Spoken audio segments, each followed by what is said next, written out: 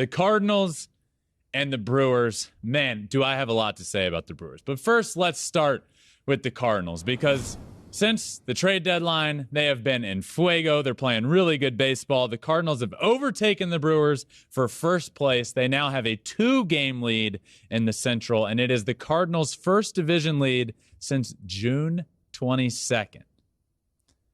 The Brewers had a 4-game lead as recently as July 30th. So on July 30th, the Brewers had a 4-game lead in the NL Central. Now, just a few days later, it is August 8th. Just a few days later, the Cardinals have a 2-game lead in the NL Central. Now, the Cardinals have been very good in this time, and the Cardinals had one dire need to address at the trade deadline, and they did it. They were in on Juan Soto. They obviously didn't get that done. Is Juan Soto going to be a massive help to any team? Yes, maybe aside from the Padres, because they haven't been winning many games. Just kidding. Sorry, Taylor. The Padres are a very good team. They'll be fine. The Cardinals didn't end up getting Juan Soto. Fine. What they needed to really address was their starting pitching, and they did that. They got Quintana and they got Jordan Montgomery at the whistle, at the bell, at the buzzer, whatever you want to say, from the Yankees. And in his first start, in Jordan Montgomery's first start as a St. Louis Cardinal, he got to face the New York Yankees. How weird is that, by the way? These two teams never play each other. And in his first start, he gets to play the Yankees. And he dominated. 5 innings pitched, 2 hits, 0 runs, 1 walk, and a strikeout. Looked great. Cardinals go on to win that game against the Yankees. They looked very good against the Yankees. The Cardinals dominated the Yankees on the week. This Cardinals team, they're real.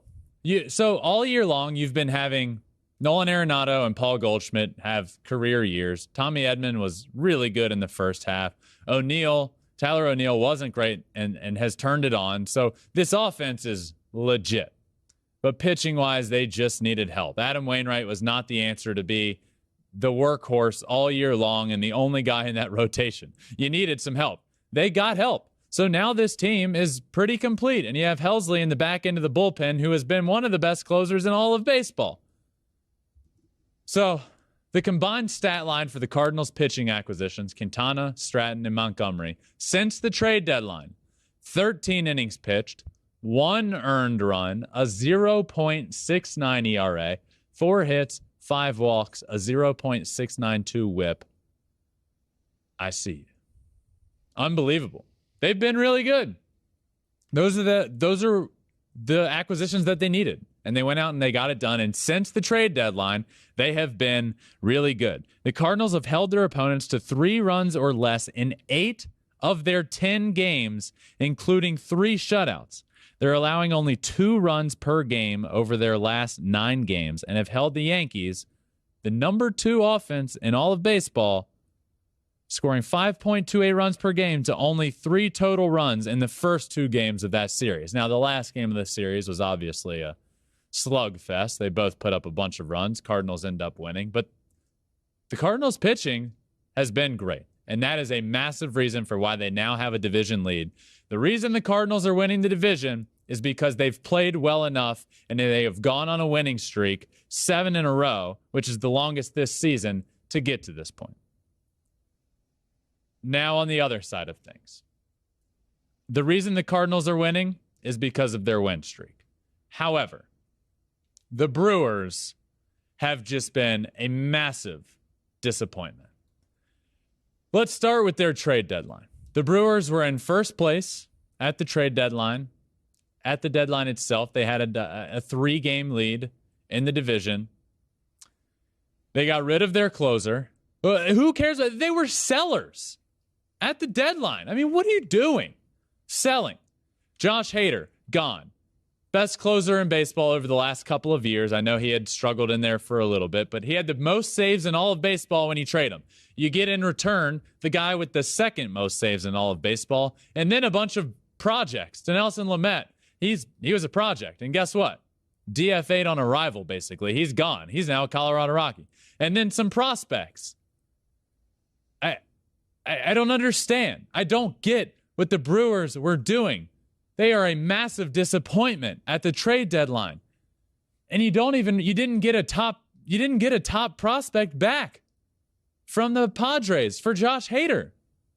You've known his contract situation for a while now. So why now decide to trade him away? This is his lowest value. He had a tough month. He has less time left on his contract. Why not last year when he was the best closer in baseball and had a year plus of control? I don't understand. I tweeted this that it's ridiculous what the Brewers did at the trade deadline. Not only did they not improve their first place team, they got worse. Now they've lost 4 games in the standings to the Cardinals and have surrendered first place. When you look at the Brewers, let's look away from the Josh Hader trade, which, look, was it the worst trade in the world? No. You got a good closer in return. You got some prospects. Who knows what they'll be, but who cares about the prospects right now? It's about winning. And having Devin Williams and Josh Hader in the back end of that bullpen sounds a lot better than having Rogers and Williams. It just does. But take that aside. The Brewers' one drastic need, the one glaring issue, was their offense. They have nobody in their lineup hitting over 270. Nobody, not a single player. Christian Yelich leads the team in batting average at 266. You need offense. You need a big bat. It's pretty obvious. When you're first place in your division and can make your team worse by trading one of your star players at the deadline, you got to pull the trigger, Brewers. This is a tweet from Christian Snyder. What are you doing? It's just so disappointing.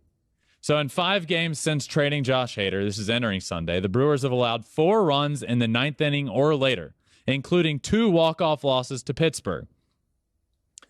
Milwaukee blew leads of 2+ runs in all 3 of its losses against the Pirates this week. You heard that right. All 3 of the losses to the Pirates. They got swept by the Pittsburgh Pirates. And then they go on to lose 2 of 3 to the Reds. This team was clearly shaken up in the locker room by what they did. The players were coming out and saying, yeah, I don't really know what we were doing. It's a little frustrating, but we have to go on and persevere and push through. Well, you get swept by the Pirates, lose 2 of 3 to the Reds. This is supposed to be an easy stretch of the schedule, and I don't blame the players one bit. I don't. Yeah, they're shaken up, rightfully so.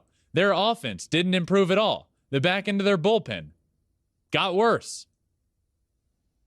Just really frustrating what happened there in the NL Central. What's going on with this Brewers team that I had predicted to win the NL Central. I'm changing that. I think the Cardinals win this division now.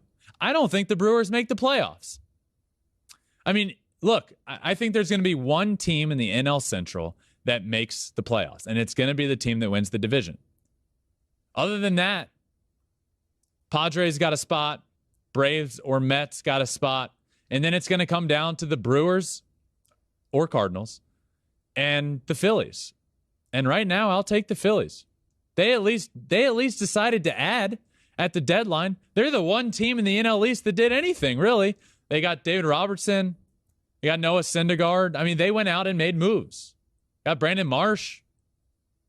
Now I'm going down an NL East tangent, but look, the Brewers didn't do enough. In fact, they got a little bit worse, and it's just really disappointing, and it hit them right in the face. By within a week, they've lost 5 games in the standings, and they're now 2 games behind the Cardinals after having a 4-game lead just about a week ago. Ridiculous. Thanks for watching. If you love flipping bats, swinging 3-0, or just talking ball, join us. Call us at 213-537-9339 with your questions. We have a weekly guest, and we have a lot of fun, so hit that subscribe button.